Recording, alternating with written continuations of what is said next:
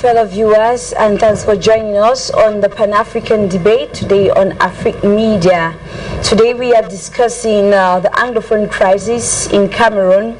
We asking this question: what's the end game? How will this crisis end?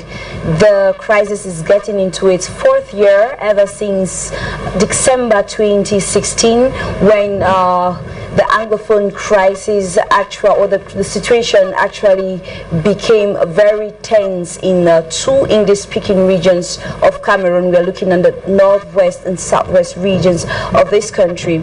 Equally, today we are going to go to West Africa. We are looking at the echo, which almost everybody has been talking about. We are looking at the significance of West African nations dumping the echo for the franc CFA. Is it a rebrand, or is it the same currency that these countries are going to be using? And of course, we're going to look at the effect of these in West Africa, not only about the 8 African countries that are leaving the franc CFA, but then other African nations in West Africa that have their own currency. But then before we get into all of this, I would like to introduce the panel in the studio here in Douala today. I'm going to begin with Dr. Nick Ngwanyam. Good afternoon to you, sir, and thanks for joining us on the program. Thank you, Gina, and good day.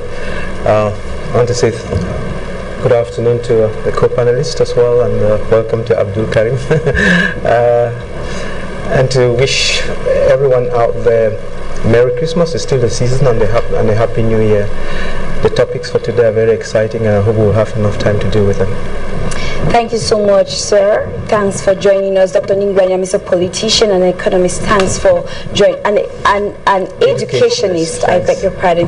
Thank you so much for joining us. And since you spoke already about this Muslim scholar, Mr. Abdul Karim, who has been away for such a long time, he's been to jail and he's back. Thank you so much for honoring the invitation this afternoon, sir. Good afternoon. Good afternoon, madam, and thanks for having me.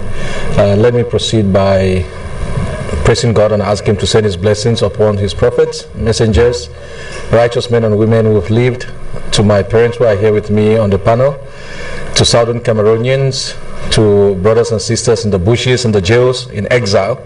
I greet all of you with Islamic greetings. Assalamu alaikum wa rahmatullahi wa barakatuh, which means may the peace and blessings of God be with all of you. Once more, thanks for having me. Thank you so much, sir. And we have Mr. Larry Essong. It's his first time of being here in the studio. Mr. Larry Essong is the publisher of the Scoop newspaper. It's an honor having you here today, sir. It's a pleasure, Gina, and I'm honored to be in the midst of this very wonderful heads. People always have a lot of respect for.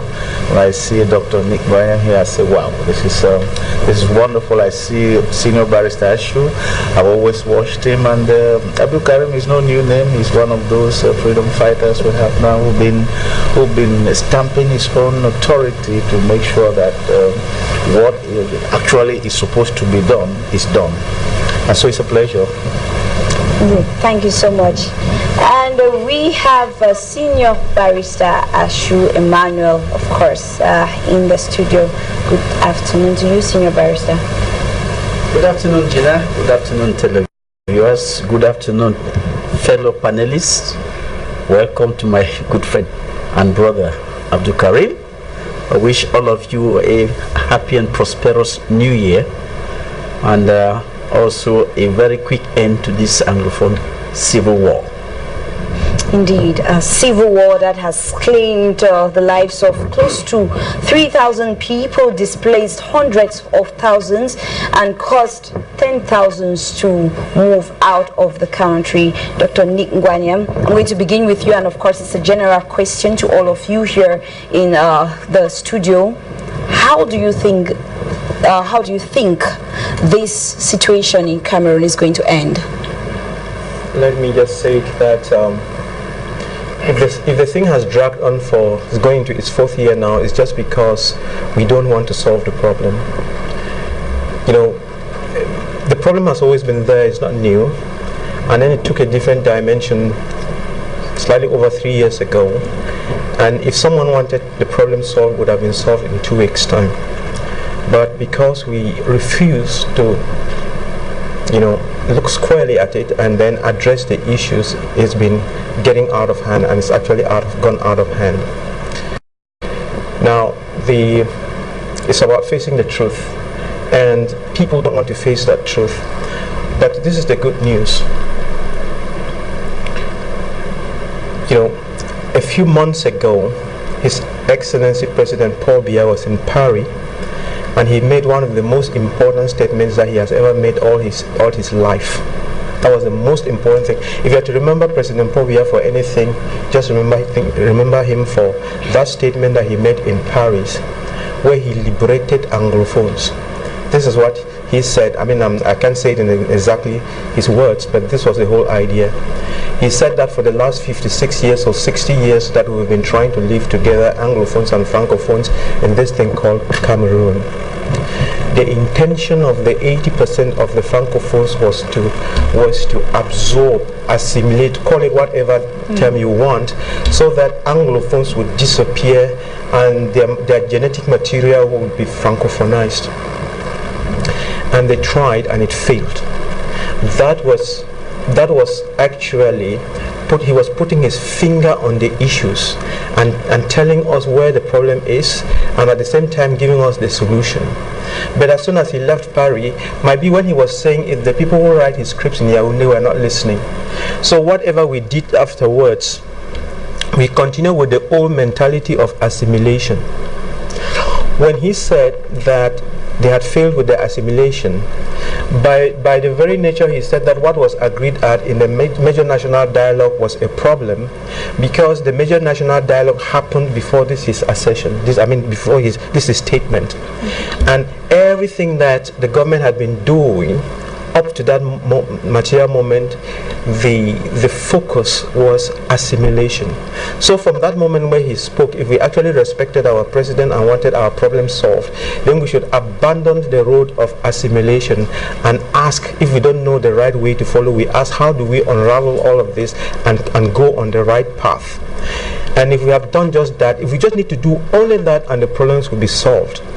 And before you take the microphone away from me, there's something that bothers me. I've never really got to understand. I don't really understand what's happening. If someone in government could tell me why they are so afraid of federation or confederation, I'll be happy. I know Karim would not like me using those terms, but I still want someone in government to explain to me why they are so afraid of federation or confederation. Thank you. Okay, thank you so much, Dr. Nick Ngwanyam. And let's move over to you, Mr. Abdul Karim. Would you agree with what Dr. Nick Ngwanyam is saying, that the situation or the problem in Cameroon hasn't been resolved because the government, or those who have the upper hand, or those that the citizens look up to solve this problem, are not willing to solve it? I think doctor is right to a very large extent. To succeed in anything, you need to do the right thing at the right time in the right manner. But before I address it in my own fashion, it's like you said, it's 3 years over, getting into the 4th year. And with respect to you, you address someone like me, separatist, and we've told you 1,000 times over that we are not separatists. We've debunked that word. We've debunked secession. I actually argued that while I was set, and I argued and proved my case that if there's any secession, it would be the Francophones, not myself. They did that in 1972, not me. So we are not separatists. And let me give you a classical example. It's like trying to debate a priest or a pastor on Trinity, and I define Trinity the way I want. Because I want to argue him. First, I must define it and accept the definition as per the Nicene Creed, as per Christians, and then we debate. So you need to take us for who we've claimed we are. A restorationist. We are restoring the statehood of the British Southern Cameroons. We are not separatists. To separate things, you need to have a given genus. In other words, you can't have a multiplicity in instantiation unless there's a given genus. Until you have more than 2 or more than 1, you cannot be separating. So that is not what we are doing, just to correct that. So we are not that. You can address us in different ways, but We are restorationists of the state of British Cameroon. Now, we're talking about the southern Cameroon problems. Unfortunately, you're calling it the Anglophone crisis. No. It's not about Anglophones. It's not a linguistic business here. It's a complete thing. President Biya, with all respect to his presidency, he clearly stated that they tried to recolonize us, assimilate us, like Doctor said, use anyone. They tried, it failed. Why? He gave the reason: because of an identity problem. Those, now I'm quoting him, those are his words. What is an identity of a people? Basically, our language, our territory, and our education. Of course, you can add the legal system. That's what makes a people. They've tried to shatter that. It didn't work. So that, if you put it all in a shell, it doesn't constitute an Anglophone thing. It's not about the language only. It's about a complete kit for a complete society. So what have we been through? We've spoken about this history for quite some time, pre-1961 and 1961. But when the president of La République du Cameroun says they've tried to do all these things to us, this is what they're reminding us. The killings in 1961 in the southern Cameroons, the Ebubu program in 1961, the massacre of Tombel in 1966, the massacre in the regions of southern Cameroons, Kumba, Kumbu, Victoria, and Bamenda. Then we also have the massacre that followed the launching of SDF, and of course the victory they won in 1990 and 1992 respectively, the massacre in 2008, the massacre in 2012, and then comes with Akum Julius in 2016, 8th of December. That is after they have tortured our lawyers, tortured our teachers, raped daughters. And now we're talking about what you said is totally incorrect in my opinion. I don't blame all of you, the media organs. I don't blame the United Nations, because you don't have primary source material. No one can claim they have access to the true information on the ground. No one can claim that. But there's an inference I can make. I come from the northern zone. I know the villages. These villages are empty. Some people are missing. So this is the inference I can make. While the media says 3,000 are dead, I can comfortably say more than 12,000. Why? The villages are empty. We don't know where they are. So the burden of proof is not on me. It's on the adversary to prove life. And in the absence of life proving, I conclude that they are dead. And that could go more than 15,000. The internally displaced, ma'am, is more than 600,000. The refugees, I'm quoting official sources. Yeah, the refugee cases, there are refugees scattered all over West Africa. Scattered all over. We're talking about more than 150,000. And our brothers and sisters who are in exile, children who are dead. So now we've had a lot of attempts to try and solve the problem. The government has not tried to solve the problem. The government have tried to defeat the people, and that wouldn't have solved the problem. But the international community has come up strongly, including the recent process of mediation fronted by Switzerland with the backing of Canada, America, and today we know many other countries who are pushing the government to do simple things that logic would prescribe. You don't need skyrocket science here. That this thing, people got angry in the first place because you arrested their leaders. Then you aggravated it by the massacres that followed. And then you went and abducted other leaders from a foreign country. And now we have more than 1,600 Southern Cameroonians scattered over the jails everywhere in Cameroon. Now, the first thing to do, again we have to say it over and over, is to release every Southern Cameroonians. That is how you start appeasing the hearts of people. If my brother is in jail and they came out, no matter what, even if he comes out with a broken leg, I'll be happy that I'm seeing him. Then you need to demilitarize the street. Instead, the streets are popularized with military. We have to speak French in Bamenda, and coming to Douala, you need to speak French. So I'm quoting an army who told me at Below Foncha that he was telling me in French. I just picked it because someone sat by me who understands French. That he will not speak English to me, I have to speak French. And this is a guy controlling me in my territory, in a place they call a bilingual country. A guy who claims to be a government official. whose duty is to speak both languages since he serves the people. It's not my duty, if at all. It's a bilingual country. So yeah, I think Doctor is right that the will to solve the problem is not there. But of course, on the other hand, that's on the one hand. On the other hand, the resolve of the people of Southern Cameroon is there. We are very, very confident that we are on the side of truth. We are not purporting anything we don't represent. We belong to the territory that we sojourn in, and history and law are on our side. So there are two mountains. We are standing here, and La République is standing on the other side. The valley is truth. We're going to have to come down there and speak. And talking about, Doctor asks if why is it that a confederation or federalism doesn't go down the throat of some? Well, I think that's a good question for government, but for us, Doc, our position is that we didn't torture federalism. La République du Cameroun tortured federalism in 1972. They insulted it just after 1961 by destroying our institutions, and in 1972 they changed it. So we are not going down that road again, and then we are never going to be at that receiving end where we always have to receive from people who joined willingly as equal status. We're not going to receive anything. Where if there's something we can give, actually, but we don't want to give. So even with the thing called special status. We're getting to that. Oh, we're getting to that. Yeah, but I'll say that we are not going to be special status even in the state of USA. Even in America, for example, America said, look, we won't. And if you doubt me, go down there, perform a referendum. Let the people tell you that they won't even belong to America. Okay, yeah. Thank you so much, Mr. Abdul Karim. And now on to you, Mr. Larry Esong. I'm going to put to you the words of the International Crisis Group. Now they say both sides, they're looking at the military, and I'm not going to say separatists again, but then Mr. Abdul Karim puts it, the restoration forces.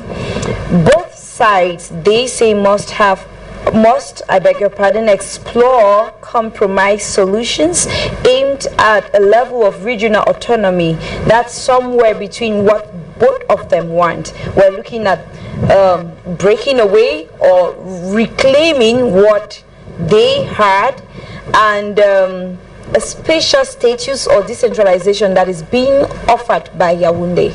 What do you think about this? Yeah, first of all, when you look at the genesis of what today is described as an Anglophone problem, it stems from the fact that at a particular time, the regime, the successive regime of our country have tried as much as possible to extinguish the English-speaking minority of Cameroon. I mean, probably to absorb them completely, like Doctor was saying. Now, we realize that at the end of the day, it sparked up a lot of problems. When you see a situation where the Constitution, the Federal Constitution of 1961, abrogated to probably move away from the federal status that used to be, and that was that cemented the union to a unitary state, which I think was not really constituted, and then from a unitary state to a single-handed decision by one person to move it into the former name of one of the parties. I think it tells you a lot of things. It tells you that there have been these successive or constant moves by one party to overshadow the other and probably pocket the other. Now, coming to the regional status and what, I think a lot of proposals and attempts have been made by government, will I say, supposedly to solve the problem. But you realize that instead of solving the problem, they're really skyrocketing the problem. They are fueling the problem. Because when this whole thing started, instead of when the people they asked for a federal state system, a return to federation, you arrest those who are federalists and put them behind bars. Now you gave the opportunity to the radicals to take up and take the thing to the level where we are today, which is absolute. Which I think was one of the most the monumental mistakes made by the Cameroon government. Today, if we are talking of coming back to some arrangement that will definitely fit the country and bring the country back to peace, I think we should really be realistic. It shouldn't be an imposition. Let the people say what they want. Now, during consultative talks ahead of the Grand National Dialogue that was called by government, you realize that I was part of it in Kumba, and the entire Kumba population stood up for a return to federation. I don't know how many states whatsoever that means, but when the reports that went to Yaoundé were very stunning, that people down there said they needed decentralization. I was one of the committee members, and all along the committees we made, there was no suggestion as such. So it tells you that there's bad faith in everything we're doing. Now it comes back to even the national dialogue. I happen to have been part of it. I was in Yaoundé, and the decentralization committee, which they didn't want to kind of entertain any other thing besides decentralization, was a hit. It was really hot, and really hot, because even the Southwest chiefs, especially the FACO chiefs, were staging a walkout that it must include the form of the state. They should be discussed. And when they realized that the form of the state was kind of, I mean, that was going to bring some chaos in the whole house, they decided to frame up something that is today called a special status. That came now, the special status one would have expected at the same time that the special status was going to carry or was going to vehicle some of the ingredients, the values of the West Cameroonians, especially electing their own officials, not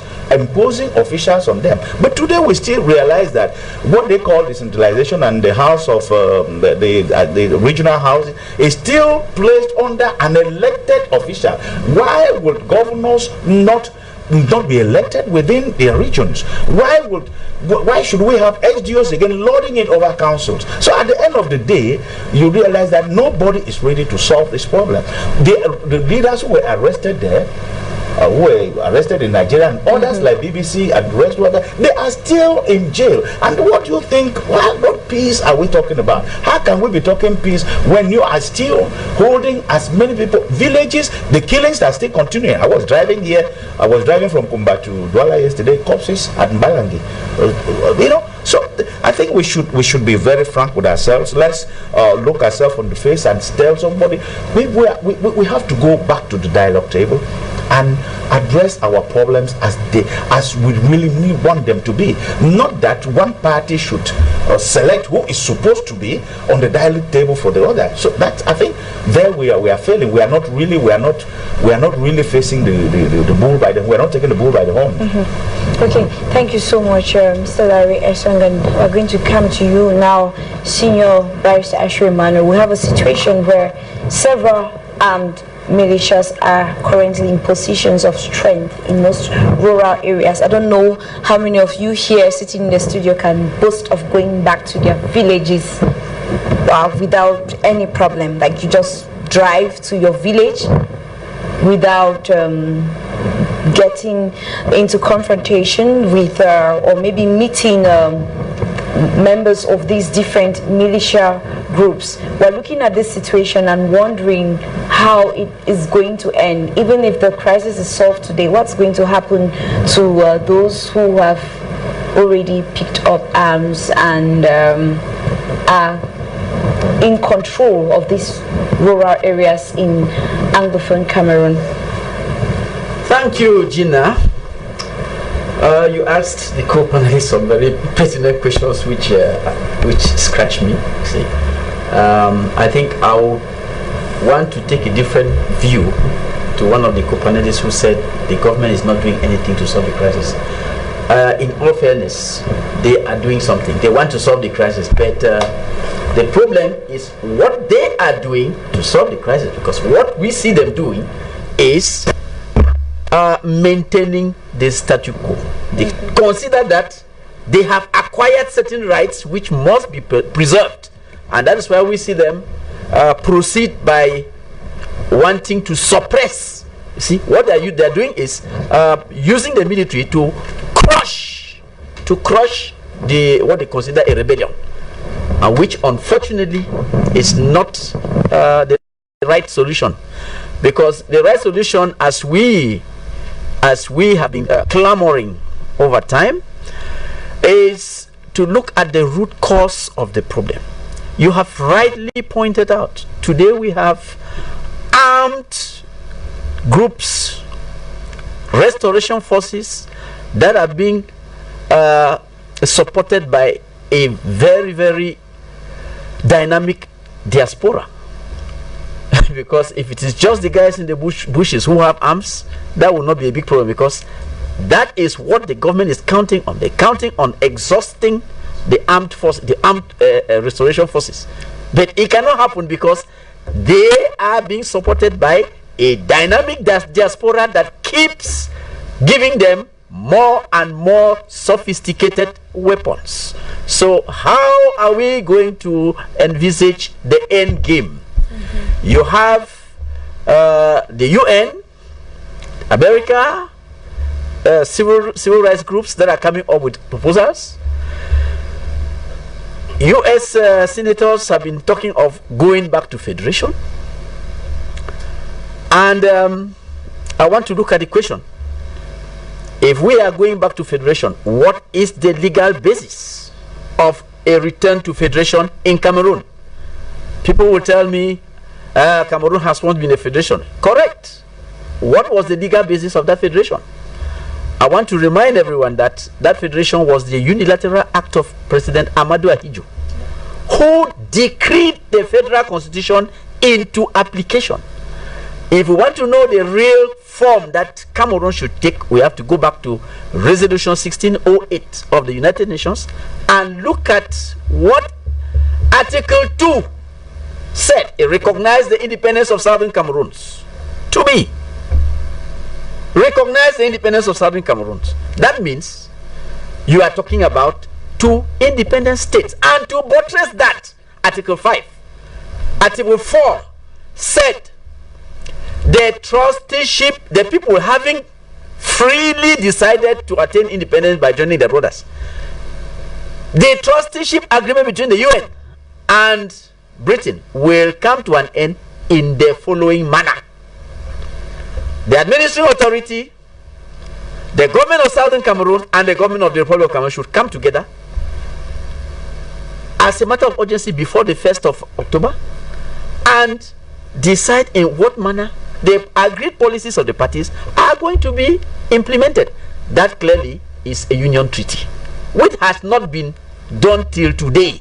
So if we are talking about any legal standpoint, we should be looking at a confederation, because a union between two independent states can only be a confederation, it cannot be a federation. So if we are proposing a federation, we should be saying that the two independent states are going to be downgraded to ordinary states, and they will now live under a federal republic. But if you want to maintain the independence of two states, it can only be a confederation. So I think that that is the way forward. Let us sit together and have this union treaty that was prescribed by the United Nations when they were granting the independence of Southern Cameroon. If you don't want to do that, what else are we going to do? We are going to have a situation wherein, as other companies have said, and as you also rightly said, Gina, the restoration forces are very powerful in the field. They are controlling a bulk of the territory, and the American government has told the government, you cannot win that war. If you cannot win, if the government cannot win the war, then what do you expect? You can only expect a situation where the separatists, the restoration forces, gaining strength, military strength every day, they will come to a point where the international community will be forced to intervene. And if that happens, there will be a referendum organized by the UN for the people to decide which way to go. Or the UN can just say, okay, we are tired of this thing, we grant, because the independence came from the UN. They say, okay, let them have their independence, like it was the case in South Sudan. So the government has to be very careful here, because what they are doing, like trying to solve the crisis, which is metal suppression, is not workable and cannot work. They should come to the table, forget that they are thing that they say they have acquired rights. I don't know who gave them the rights. Those rights were fraudulently acquired, because you cannot decree a status for your colleague, and from there you start reducing him from a state to provinces, from province to region. Now you say you're giving special status. What is that? Okay. What is all that? Nobody can accept that nonsense. With all due respect, I don't see anybody accepting it. If those who want, anyway, I had said that we are going to judge the builder at the bottom of the wall. They have gone through with their masquerade of status. Now it is time for them to apply it. Let us see how they succeed in getting the crisis over by applying a special status that nobody wants to see. Okay, thank you so much, Senior Barrister Ashwin Emmanuel. Fellow viewers, if you're just joining us, it's the Pan-African debate on Afrique Media. And just to remind you, this program is an interactive one. You can join us using any of the numbers on the screen, or you join the conversation on our Facebook page. We have hundreds of you watching already, and leaving comments on the video. Now join us using the numbers on the screen to tell us what you think about the two topics that we have on board today. Now I'm going to get back to you, Dr. Nick Ngwanyam. Let's look at what the government has been doing so far, or Cameroon, let's just say what Cameroon has been doing so far. We're looking at the parliament passing the devolution bill, and even adopting the bill on decentralization. These two bills, do you think in any way they are going to help solve the crisis in Cameroon? I took in a deep breath before trying to answer that question, because it's a very tricky question, and I don't answer it because I want to hurt anybody. We're seeking truth, and as long as we don't speak truth, people are dying. So if I sit on this table and I lie, that would cause the death of many more people. And I speak with a very heavy heart, because it looks like we don't like truth in Cameroon. And because we don't like truth in Cameroon, some people are paying with their blood, playing with their lives, and that is really very sad. It hurts me. You know, when you mention our parliament, that really, you know, I had a sharp pain in my heart, because what we call a parliament is not really a parliament. Why do I say so? For 3 years running, we've had a problem, and I remember the SDF parliamentarians trying to bring that problem to the attention of the whole house, so that you could, as a power, you know, look at it. But you know, they kept running away from it, and you see, it's like they were running around in circles, hoping it would just go away, because they didn't want to face the music. At the end of the day, they come and then they sit in this last session and trying to say, look, this is what we have done, we love you so much, and so on.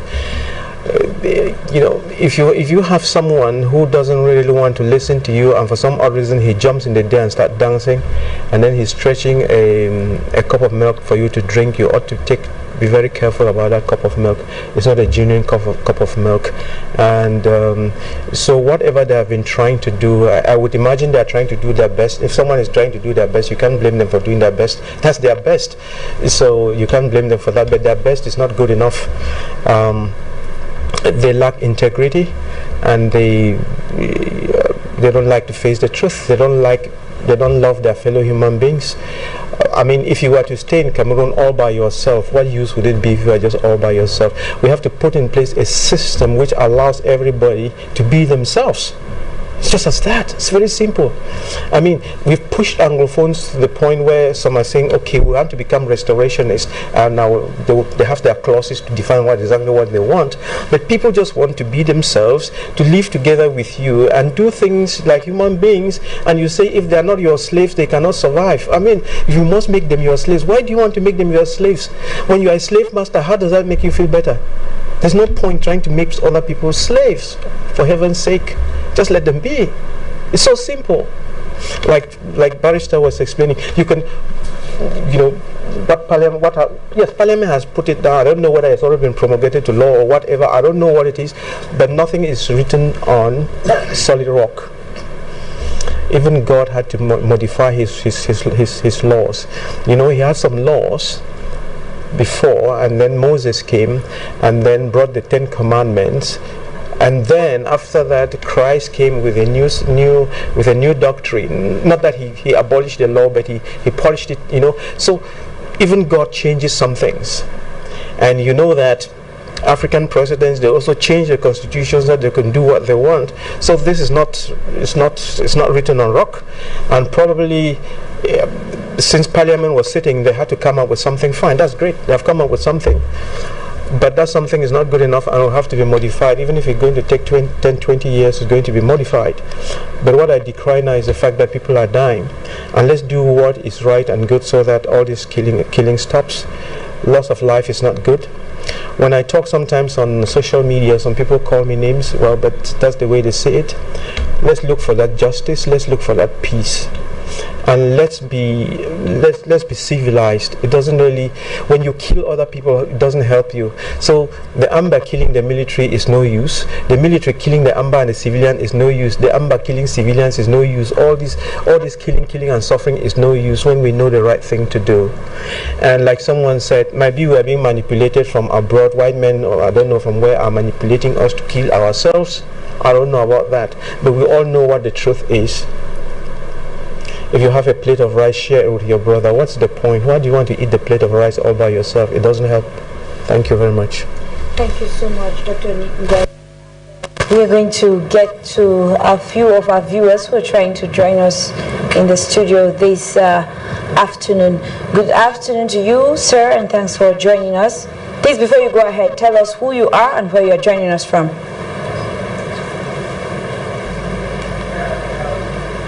Good afternoon. This is Felix calling from the U.S. I want to sincerely thank the panelists in the studio. I want to thank Dr. Nick. I want to thank Dr. Emmanuel. I want to thank Mr. Abdul Karim and the other panelists. I don't really know the name. I think having been a keen listener in this media, and of course have a knowledge about the panelists, I want to congratulate Dr. Nick and Barrister Emmanuel, for they have left the room and they are now at the parlor. But we expect them to have the A grade by the end of this year, because they are at B grade now. Having said so, I want to also thank my brother Abdul Karim, because he knows what the Anglophone, or the Anglophone as the La République us, we are going through. It's what Dr. Nick and Barrister Emmanuel are talking about. If those things were proposed in 2016, 2017, maybe some people would have had a listening ear. But you cannot kill thousands of people and then you turn around to give them what is in the Constitution that you fail to implement. That is really, really, really a ridiculous idea to think about. I think that Mr. Dia is only trying to postpone this war, because I can assure you that even a child who is born today will get up tomorrow, look at the pictures of their brothers and sisters that have been killed, and they will continue the fight. Let nobody fool you that this crisis is just going to end like that with some peace. I hear everybody talking about peace. I've never heard somebody talking about justice, because justice is what brings peace. So if people continue to talk about peace, they are just trying to run away from the situation. Let them solve the crisis from the root cause. As far as we are concerned now, There is no way that this crisis can end without the root cause. That is the solution. Any other thing, they are just playing with time. So that is my contribution. I want to thank my brother Abdul Karim for being there, and I wish all of you a happy New Year in advance. Thank you. Thank you so much, and a happy New Year to you too, call center. Okay, we have another caller. Let's just receive the callers before we get back to our panelists here in the studio. Good afternoon to you, and thanks for joining us.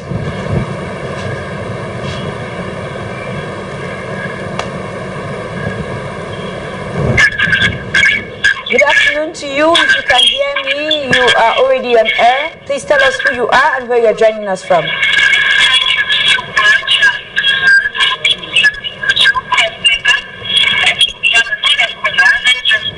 Okay, call center, if that caller isn't ready, we are going to get back to the studio. Now, while waiting for the caller, call center, is the caller here already? Good afternoon. Okay, good afternoon to you. Yeah, please tell us who you are. I am Henry, and I'm calling from the Pacific island of Vanuatu.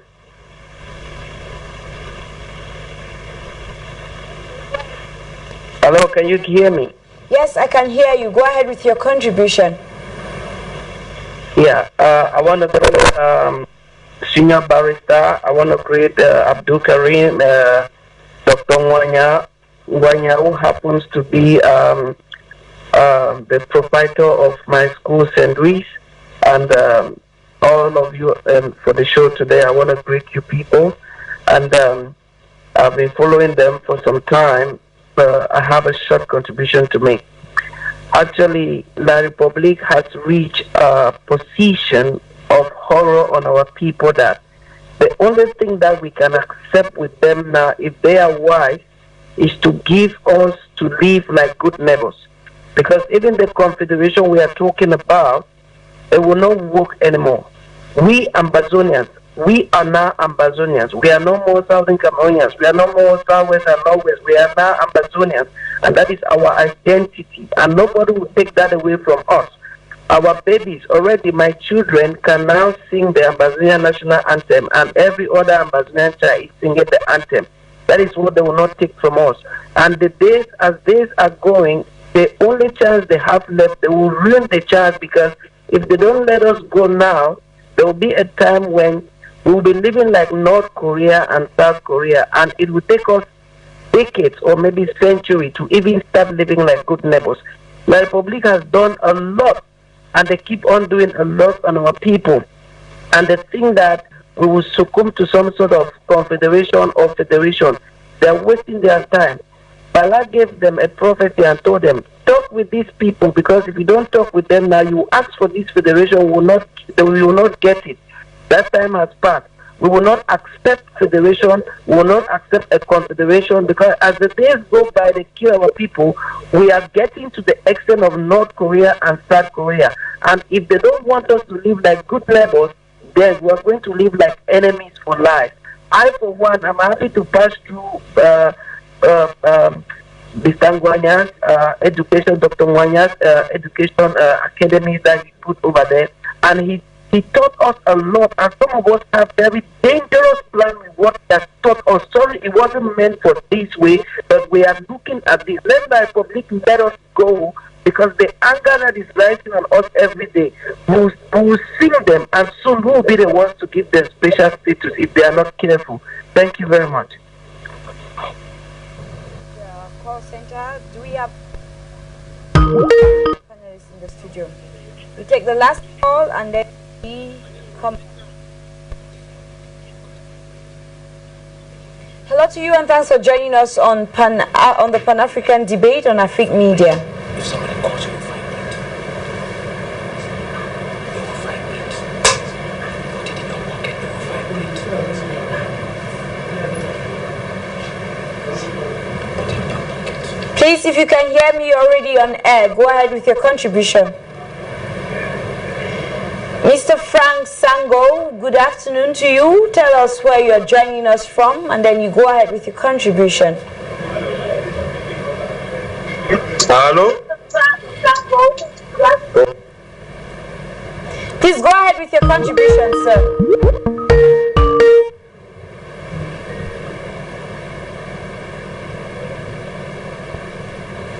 Hello, thanks for joining us. Go ahead with your contribution.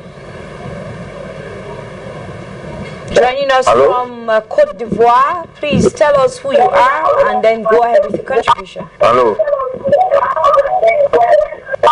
Hello? You're already on air. Please go ahead with your contribution.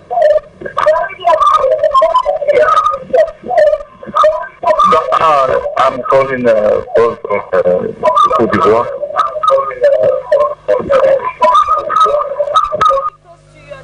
Set, please switch off your TV or you reduce the volume.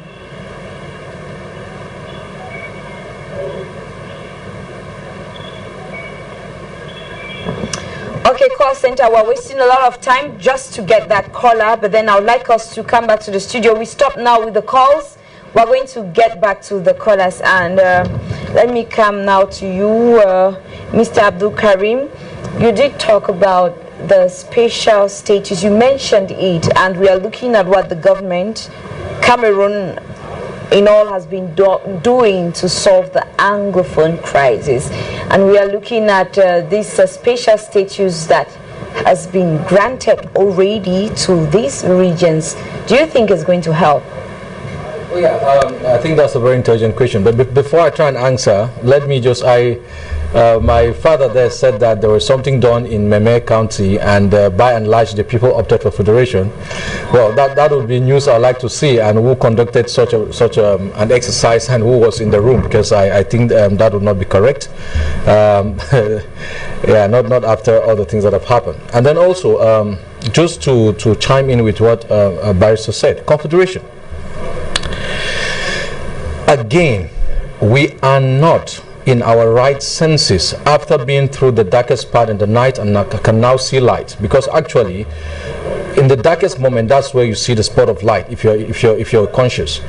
We cannot after this be asking for any form of state with la République du Cameroun. One thing we've recognized and that we know is that we are a free people. We are supposed to be as independent as any other country. That is why it is an argument. It's an argument that we put on the table between us and Great Britain, between us and the United Nations. France can come in somehow, but this is not a debate we are going to have at any time with La République du Cameroun, who had their independence on 1st of January 1960. We had us and decided to join them instead of Nigeria. We are not going to be in that position of receiving anything from anyone except our bona fide independence that God has given us. This one has to be clear. And now coming to the question of special status, I disagree that the government have tried to solve this problem. We go to school to learn to be able to solve problems. So if I'm told to calculate 1 + 1 = what? That is 1 + 1. And I use the other formula, 1 divided by 1, I don't want to get the answer of 1 + 1. Though I'm using academics, but I know that the answer is going to be wrong. So what La République has been doing in every sense has not been in a way to solve the problem. Solving a problem means bringing lasting, acceptable remedy to a crisis, to a problem. It is not bringing what suits you. You know that you're not going to be solving it. From that argument, I can make the case that they have not tried. What they did is that they cut internet, they rape people, they crawl our daughters and sisters in mud, they jail us, including myself, they beat, they kill. How do you solve with this? They bring cosmetic things, and the bad thing is that our brothers and sisters on the fence with this federalism are the ones giving La République the impetus to think that there's still a chance to play with the minds of these people. So that special status is a product of impetus. Some of them are still talking about federation. Oh, okay, why don't we tease their boundaries? Are we sick people? We don't need special status. Why don't we seek their boundaries with special status some more? And the insult with the special status is that not only has Southern Cameroon fed La République du Cameroun, quote me anywhere, for 58 years with their resources and intellect. Not only is that the case, but the case is that all the institutions they entered the union in quotes with La République du Cameroun, all their institutions have been shuttered away. For us to travel safe in this country till today, we don't need to have an immatriculation with NW that used to be there Southwest, or SW, or NW Northwest and SW Southwest. We have to spend extra money to immatriculate LT or CE just to have safe passage. This is what they have done to us. And the arrogance step up to the level where even the legal system, what binds a country, was affected. Our education, what makes us strong, was affected. Don't forget, in between 1995 up to early 2000, Cameroon was considered the most literate country in Africa. Why? Because of Anglo-Saxon education. By and large, Southern Cameroons, that's the epitome of education in Central Africa. It's no hidden history. All of these have been thrown away to give us special status. Are we Andhra Pradesh in India or Alaska in America? Special status? If this union was right and somebody needs special status, small Southern Cameroon would grant La République special status. By way of our culture, we can grant special status. So it's a no-go area. And yeah, again, they can come pick me up, go and lock up as they do with every voice. But this is the truth. It won't work. If it can work, please show me how. Tell me how. The same day you are in the meeting of special status, the very day you're killing people, and the people are telling you, we don't want it. There is a day, 22nd of September 2017. If anybody is saying they saw the resolve and the position of Southern Cameroonians, it has not changed. And again, I'm arguing that in contemporary history, can someone show me a single case in any revolution, including apartheid, where all counties in the territory, we have 13 counties, came out on the same day, in the same time, singing the same thing? It has not happened. Southern Cameroon recorded that first. So this is a result of a people that has been confirmed.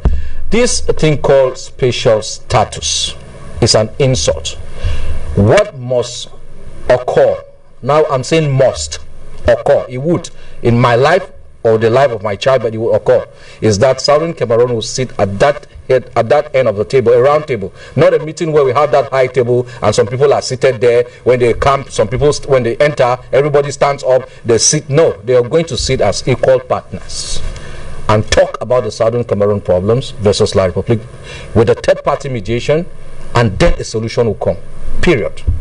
In my life or another life, that is what is going to solve this problem. Like the caller said, there is no country in the world, all countries who have had special category status or special status have not had that status after more than 15,000 people are dead, more than 300 villages burnt, more than 600,000 internally displaced, more than 150,000 refugees, more than 2 million exiled, people losing their job, people in jail. Nobody goes through that route, even for a confederation, not to talk of a federation, or less a special status. It doesn't work that way. Special status is granted for territories who have geographical and socio-political deficiencies, not for a territory which is viable. And by the way, Sir Philipsons in 1959 made a bad report, a false report. Today we know that Southern Cameroons could not have independence. The third option was not on the paper, besides joining Nigeria or joining La République du Cameroun, for the reason called we are not economically viable. That's not true. How do we know that's not true? Because today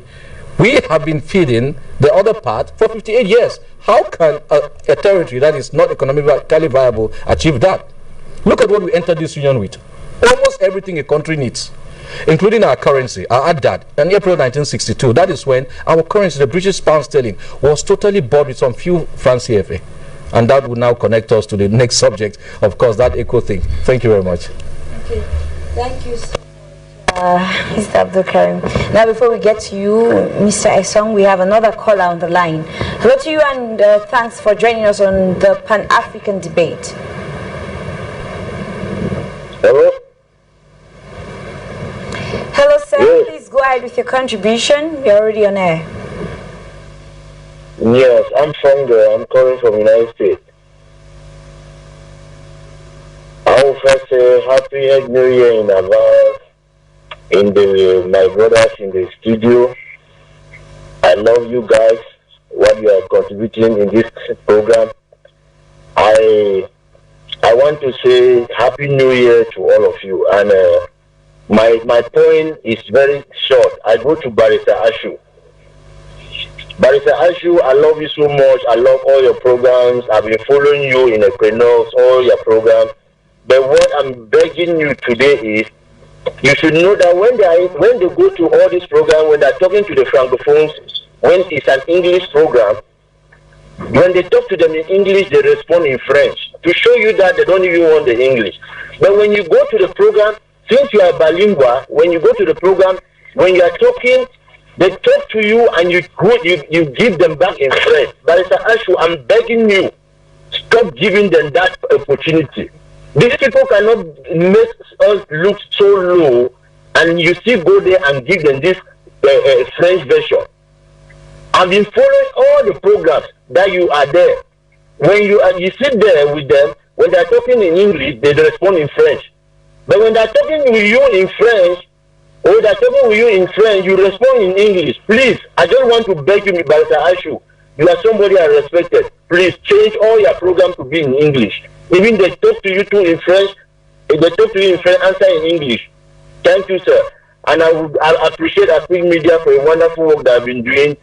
We have a wonderful people in the studio. My brother from Kumba, I know you very well. These are the people they call Anglophones that can sit on the table with that same government and change it in the next day. So I respect all of you in the studio. Happy New Year in advance. Thank you, and same to you, sir. Let's call center. If we do not have any other caller, I'm going to proceed to Mr. Esong. Now we have. Okay, thank you, call center. There's no call at the moment. Now, Mr. Esong, we are looking at what has been done so far.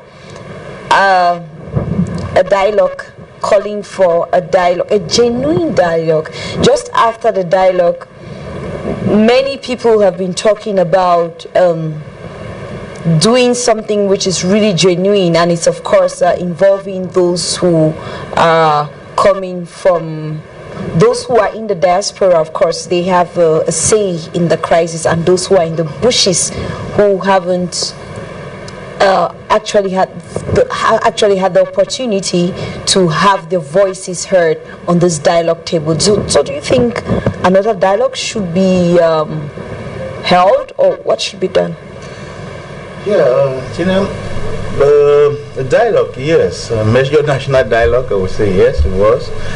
But there was more of a monologue than a dialogue. What I saw there, it was like somebody talking to himself. When you want to dialogue is between two persons. And in a situation, a conflict situation where we find ourselves, it would have been an opportunity for the two parties to sit and talk face to face, and probably put their cards on the table and seek for a way forward. But what we saw was completely the ideological adversary. And permit me say here that if it was a dialogue, a dialogue to go by the appellation, it would have been people selecting their representatives. The first of all is that it has to do with the other part or the other camp sending its own representative, not you appointing those to represent the other party. It defeats the very spirit of a dialogue. Now, the next thing I want to say is that the dialogue was not supposed to be coined or probably narrowed down to what government wants. It would have been something, it would have been a practical something where every other door is open, so that at the end of the day, all resolutions are taken and brought down, proposals are taken and brought down as resolutions. But this is not what happened. Government had set its had set its program agenda, and it's given the line to follow. Of course, that does not represent a dialogue at all. Now, I would not want to kind of downplay the efforts that government has made, like Senior Counsel Ashu was saying. Government has, ever since the start of the crisis, government has come up with some measures that have unfortunately not met the expectations of the people. Cosmetic measures, as we will call them. Now, when they started, the first thing I remember government doing was creating a NAM, that's right, a commission for bilingualism and multiculturalism that I think was not really necessary at the time. And then we moved from there to the creation, which I would salute, the creation of the common law bench at the Supreme Court, and then the opening of the common law section at the NAM. I think those things were also going there. But again, who is supposed to be in this place? Because and then the recruitment of what they call 1,000 bilingual teachers, I don't think that was the problem. At the end of the day, what really triggered, what moved, because we have, like I was saying, this whole thing had remote causes and immediate causes. We have the remote causes, which dates back as far as that the union, when the union between the West Cameroon and East Cameroon came in. Some of the foibles and the setbacks were there, very eminent, like I enumerated some of them. And then we had the immediate causes that were linked to the lawyer teacher strike, and the UB scenario that we also, UB students who were dragged in the mud, and then around the 22nd September and then October, the gunning down of armless civilians who were merely demonstrating their right to protest. They were not carrying guns then. So these are some of the things that radicalized this situation. I am not saying that, contrary to maybe what other speakers must have said, I will not say the thing has gone out of, cannot still be amended. We can still amend this thing. If the special status that was came with some ingredients of the values that are cherished by the West Cameroonians, I think it would have been a step forward towards solving the problem. If the leaders who were arrested and those who are arrested in connection with this issue were released in their totality without returning some in prison, in the dungeon in Yaoundé there, far off from where they are, I think it would have been an appeasement. If the parliament had been discussing these things even before now, I think we would have had a way forward. But you look at the time when our parliamentarians are coming to their senses, or probably there's some kind of awareness, because their various abbots are now become very uncomfortable for them, they can now stand up in parliament and say, oh, we don't want this thing. But I think this is what we expected of a parliament, that foreign parliaments are debating Cameroon problems, and we stay back here and complain and deny the existence of the same problem. Is I think that was too, I don't want to use this word, but I think it was bad faith and being dishonest to ourselves. So I think it is still workable if governments can beef up the situation, that is the skeletal special status that is being proposed to these people now, give them the right to vote their own representative. If a governor is voted, what is the problem? If you don't want to still have a very strong hold and imposing an assimilation role on them, why will you not allow the governors to be voted by the very people? So I think that is what everybody was looking forward to. But bringing another setup that is placed under the same people who have been causing problems and who have been accused of being the root cause of this thing, it doesn't solve the problem. It's rather prolonging the problem and making it more complicated. And I think the more complicated the problem becomes, the more government is. And I believe that some people are making fast money from this, and that's why they don't want to solve it, because from every indication, the huge Cameroon budget is gradually moving and is being siphoned in this whole war. I don't want to be certain there, but I think that some people may be making money out of this, and they don't want to see the end of this war. That I think it's unfortunate that we are living in a country where we once, an El Dorado of peace, and today we find ourselves not able to even go behind your house again. It's unfortunate, and I think something has to be done. And if something has to be done, it is now. Thank you so much, Mr. Esok-Larry. Now let's get to a couple of callers before we get back to the studio and conclude on the first topic. Call center.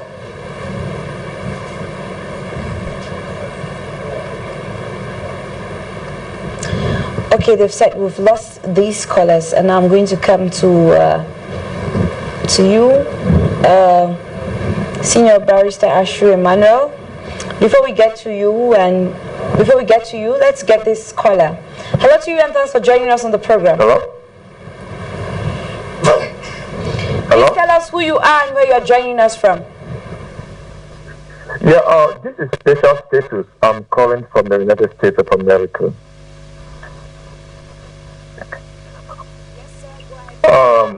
I just want to thank Mr. Abdul Karim for standing strong with the people. Barrister Ashu, Dr. Nate Guayam, and the rest of the guys are on the panel.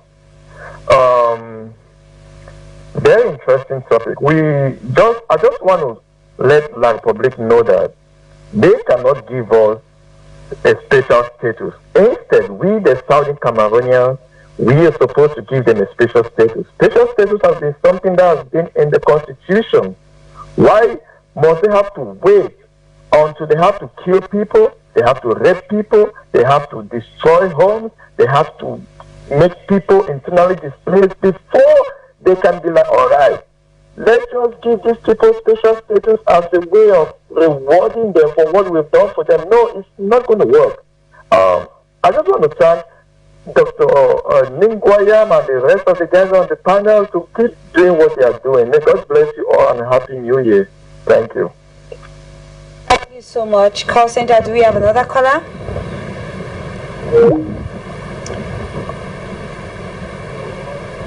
Okay, while waiting, we're going to get back to you, Senior Barrister. You have a question here from someone watching online. Says, Senior Barrister Ashu Emmanuel, explain to us that after the major national dialogue between the 9th and the 15th of December 2019, the United Nations is reporting an estimated 5,475 people who have been forced to flee their villages following a series of military operations and community clashes throughout the Northwest region. Yeah, unfortunately, my secretary's father was a victim of it. He was shot twice by soldiers. This December? Okay. Yes. That's this December, the period, during that period you just cited. Fortunately, he did not die. He survived, so he can tell the story of who shot him, because their problem has always been there's no proof. But this is a man who survived. He was shot around the shoulder and on his leg, and he has been treated. He's well. So I think I can confirm that yes, you are right, because my secretary told me that when she went to see her father, the school compound had been taken over by the school, the health center, and I think the churches have been taken over by the soldiers who were not using them as their dormitories, and that they were targeting, following people to their farms and all that in search of amber camps. So that information looks like it's credible, because somebody very close to me was a victim. You see, after the major national dialogue, the government has been trying everything to give the impression that all is well. You see how they even sent Cardinal Tumi around, and when he came back, he said, oh, things are coming back gradually to normal. People should not be fooled, and especially the soldiers should not be fooled. When one soldier falls, it's like you are taking away part of my body, because those soldiers they come from all nooks and corners of Cameroon. Every village in this country has his son or daughter in that army. People should not be fooled. When they see a soldier fall, you say, oh, these are La Republique. Sorry. There are many Anglophones inside there. Yeah, brothers and sisters are inside there. When they die, it pains the same. They are our brothers, they are our children. Please, the Amber fighters have simply changed tactics. The thing is not abating at all. Instead of going confrontational, now they resort to wailing the military convoys to have a heavier impact. And you can see from the reports, when they attack, you hear 50 dead. It's terrible. So look, the government should sit up and do something which should bring an end to this thing. We don't gain anything by losing lives every day. You see, when you say the UN has reported, well, they are here. The UN observers are here. Their offices are in Boya. We see their vehicles. Go down to the field. You meet them there. Last month, one of their soldiers, their workers was killed in Kamer. They are in the field. So when they report, they know what they are reporting about. They know the situation. Above all, the United States has a satellite over Cameroon. In the night here, just look up above dollar, you see it. They have a satellite that picks up everything. So what are we hiding? We are trying to hide something that everybody is seeing. It's not possible. The situation is correct. It is just a change of tactics. And if the situation were better, why are the SDOs still going around installing, trying to install the divisional officers with armored cars and bags of sand? Why is nobody going to the BLM? I mean, why? You earlier said this at the beginning of this program. Who of us here can boast of going to his village? Who can go? I haven't been to Manfe for the past 3 years. I can't risk my life. I will not follow what the vain rhetoric that is being vented on the airwaves to go and risk my life in Manfe. No, sir. They will shoot you and say it's a stray bullet. I won't go there. Because the situation is not conducive for an elite to go freely to the village and sit and drink his, for those who drink it, his palm wine or eat his roasted cocoa. You see, so the truth is that the situation is bad on the ground. And if we have to talk about what you did not ask me, the special status. You see, when people just talk special status, nobody understands this thing. What is special status? Just give me one or 2 minutes. Let me explain this thing. They start by saying they're giving a special status. From the definition of it, you see that it is all dishonesty. Now they look at the decentralization code. Every region is given a regional assembly which they call Conseil Regional. Every region. So look at Constitutional Council. It is Conseil. It's a council. So when they come to the regional level, they say regional council. Now, to blindfold people, they take the regional councils of northwest and southwest regions and say no, it is assembly. It is assembly. Which assembly? It is a council. It is a council. And to tell you that it is a council, Article 331, sub 2 tells you that that council has the same powers as the other councils. That assembly has the same powers as the other 8 councils. What nonsense is that? You see, it shows you the whole thing. It is total tomfoolery. Now, what are the powers? The additional powers. They come inside the council as the thing that some of us don't read the word. They say they're dividing the regional assembly into 2. There is the House of Chiefs, and then there is a House of Divisional Representatives. Some total nonsense. I don't know where they carry from. Now, people think that the House of Chiefs is something new inside that code. No, sir. Even the other regions also have provisions for their chiefs to sit. So the House of Chiefs that is being brought back is not any advantage. It's not of any advantage because the chiefs of the other regions also sit in the regional council. So what is new? Now, look at the powers that they are giving the House of Chiefs. They may be consulted on matters of education concerning the Anglophone subsystem of education. They may be consulted in matters of judiciary. Then they can deliberate on matters that concern the chiefs. Look at that. That is the first part of their special status. Go to the second one now, which is the special independent conciliator. You think it's an angel from heaven. What powers has he? He is some conciliator who receives complaints concerning the running of the regional services. He is appointed by the President of the Republic. It is another man from Yaoundé coming to sit there to control. What nonsense is this? So why is it that it's only the 2 Anglophone regions that need a special independent conciliator and the other 8 don't need him. You see? Okay. It is some other. So look, that is the whole thing that they are calling special status. There's nothing else inside. That's all of it. Okay. So you can see that it is special pancake for the faith. It is not status.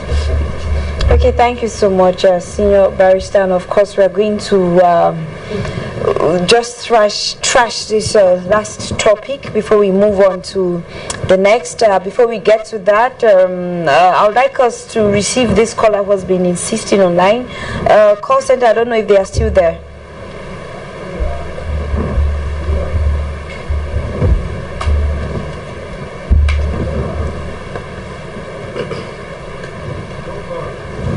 Okay, we do not have that caller anymore. Now, fellow viewers, if you're just joining us, it's the Pan-African debate, and we are getting out of the topic on Cameroon, and I'm just going to give all of you, I would say, just 1 minute each, because we are already out of time, to talk about what strategies the Cameroon government should put in place to ensure a peaceful resolution of the ongoing conflicts in the northwest and southwest regions of Cameroon in the year 2020.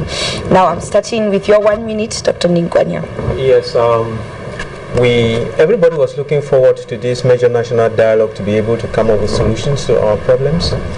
And the Cardinal and a group of other people were seeking government's approval to prepare for that, and they were denied that opportunity. If the Cardinal had been allowed with the others to do what they had to do, and then if the doors had been opened for those in the diaspora to actually come in and really talk sincerely at the table and freely, we would have had a solution to this. But you know, may he rest in peace. You know that Kmer of blessed memory said that the Cardinal should go organize it in his village in Kumbu, and it looks like he was speaking on the instructions of someone from Yaoundé, and that was that his words stood the test of time. So you see, for a country to be making a mockery of someone like His Eminent Christian Cardinal to me and thinking that you can succeed is it's a huge mistake. I mean, you know, you could be in government, you could be whoever. Well, it's just paperwork. You've been appointed, or nature gave it to you. But if you think that you can make you can take His Eminent Christian Cardinal to me for a ride, it's a lie. Sorry about that. And there's homework to be done, and will be done again. Thank you. Okay, thank you so much, Dr. Nick. Call center, I didn't get that. Do we have a call on the line? Okay, now let's move on to you, Mr. Abdul Karim. Just a minute, tell us what strategies that the Cameroon government should be putting in place to solve this crisis in 2020. Yeah, I think well done is better than well said. So right actions have to be done. And I want to thank Senior Barrister for unpacking. I didn't even care about reading the crap, but I want to thank Senior Barrister for unpacking the special pancake that was presented as special status. Thank you, sir. So now we can all see the intent and purpose of such a thing. So and also, you see, patience is the mother of a very good child. Southern Cameroonians have been patient for 58 years, and it gave birth to a very good child called resolve. That's what we have. So very simple. What must be done? I'm begging all my elders, including religious people like Pa Cardinal Tony. He's been taken for a ride after a very stand-up moral career that this man has. He's been taken for a ride. He should not allow himself anymore. Things are simple, and they are going to do it whether they like it or not, willingly or forcefully. Release every Southern Cameroonians who are in the jails. I spoke to Sisiku, who is the face of this revolution, after my release. He said he's not interested in coming out except every single other Southern Cameroonian is out. That even in the nearer 10, the leadership, he wants to be the last. Unless they forcefully bring them out, everyone should come out. What ingenuity. Secondly, demilitarize the zones. Remove the military. They are causing more harm. They are making us more angry while killing us and doing all those things. Thirdly, sign an accord. I wouldn't call it amnesty because you don't have the legal standing. If we trace some history, you don't have that legal standing to grant amnesty to people who freely join you. So sign an accord of free entrance to Southern Cameroonians to their territory from abroad. Sign that accord. That when they will come in, you will not disturb them. Thirdly, sit on a third-party mediated table for debate and negotiation. It can't be dialogue. Dialogue is a two-way, agreeable conversation, to Arifa the point. This thing has to be a debate. There is a debate over a territory. It cannot be dialogue. So since we claim we have a case, if anyone thinks they have a case against us, we're going to debate it. And of course, it's going to end on a negotiation platform. Win-win situation, whatever. I'm not here to define what the outcome would necessarily be. Everybody knows what I would like the outcome to be. But it has to be that genuine stand on a round table, not where somebody will come in for us to stand up and they go and sit and push their stomach and tell us what they want for us to gather. No. Okay. We see that as equals. For men to be men, they have to be equal to begin with. Okay. We sit on a round table, discuss this issue, debate them, deliberate on the point, and part ways. Okay, thank you so much. And let's get this last caller before we come to you, Mr. Essong. Please go ahead with your contribution. You're already on air.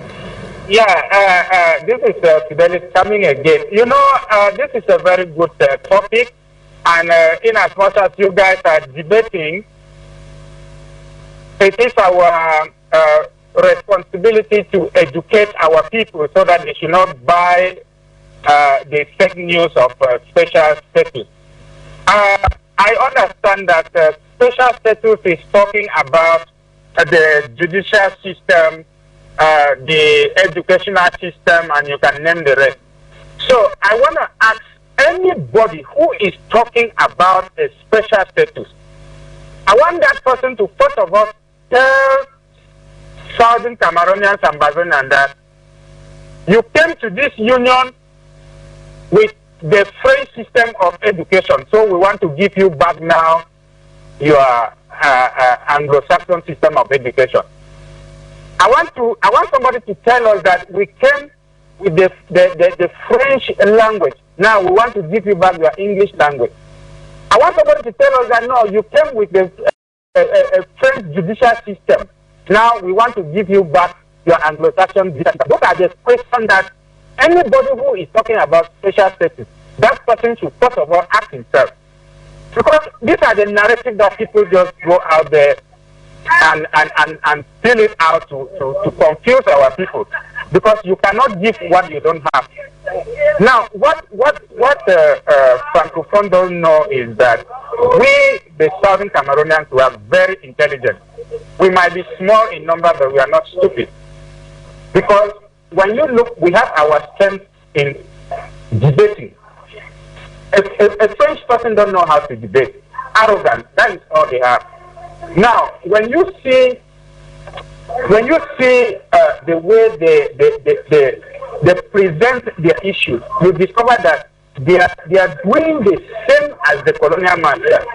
They don't know how to debate, they don't know how to talk, and therefore their arrogance and all that it's getting the people more radicalized. That is why you see our people have determined that they must fight the last man standing. Where is Santos today? Before Santos went in for the presidential election, he said there is nothing like separation, there is nothing like federation. After jail, he said there is nothing like separation, there is nothing like federation. But just of recent, I heard him talking about federation.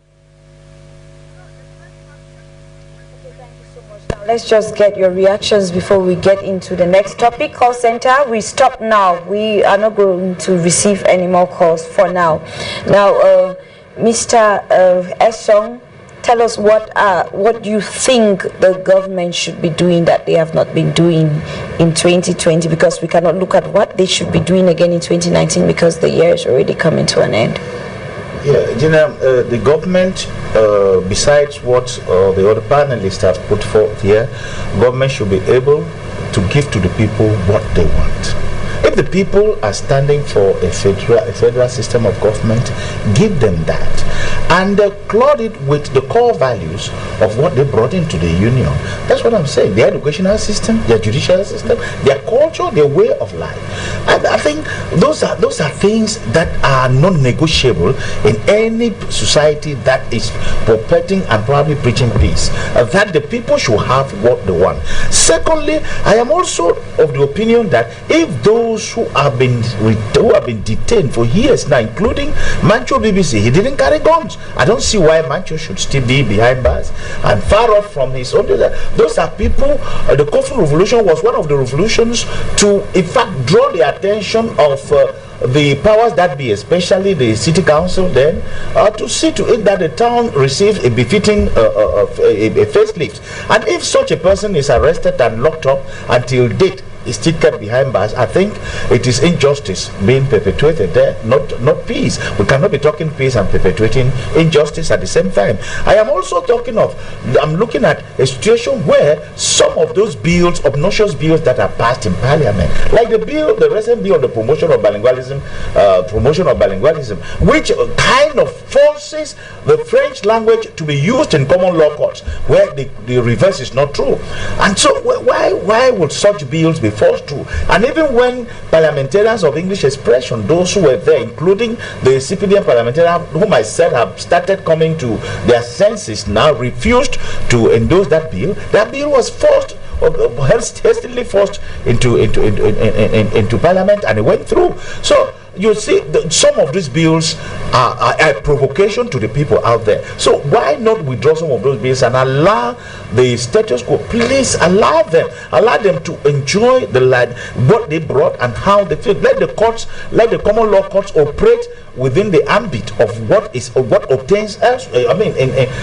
Elsewhere as common law jurisdictions. So when we have to probably kind of how will I even call it here? Kind of infiltrate with the other items. I think it's not helping. It's not helping. The educational system is almost being killed and almost francophonized. I think that's not what we. So let these things, let the people be given what they want, and I think we move forward from there. Okay, thank you so much, Mr. Esongari. Now we'll end with you, Senior Barrister Ashu Emmanuel. What should the government be doing, Cameroon government? What should the Cameroon government be doing that they haven't done over the years? We're moving into the fourth year of a crisis that has claimed so many lives and displaced so many. What should they do to solve this crisis, this 2020? Thank you, Gina. See, when I look at the way this government in place is handling this crisis, I ask myself, I'm tempted to ask myself the question, are we cursed? Because with this parliamentary session that just passed, I think that was their last opportunity to solve the crisis themselves. And I think I said so on one of these of the social medias. I said if this government likes, if they love this country, they should themselves ask this parliament to restore federation.